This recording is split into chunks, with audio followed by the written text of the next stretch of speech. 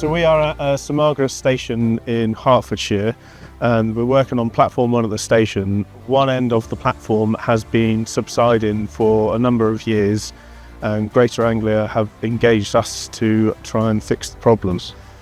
So what we're doing today is injecting geopolymer underneath the foundations of the platform extension.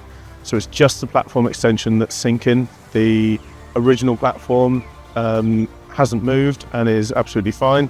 So it's just the extension that we've got to solve the problem. Under each pier we're injecting in the region of 30 to 40 kilograms of geopolymer. That polymer sits underneath the pier, goes hard and stops it sinking.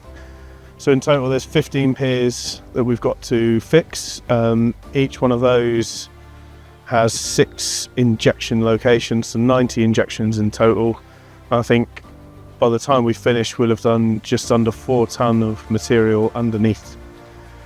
Stop it sinking. This is probably the most efficient way of fixing the problem that we have underneath the platform. So without removing the platform, doing some ground improvement works and then reinstating it, this is the next best method. So we can inject directly under the foundations by drilling in from the top, front and the back to make sure we hit all the spots that are subsiding.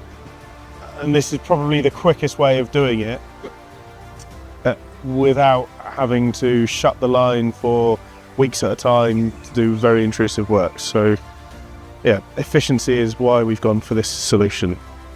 The 2 main benefits really are the least amount of downtime for the railway, so they're still earning revenue on Monday to Friday beforehand and Monday to Friday afterwards.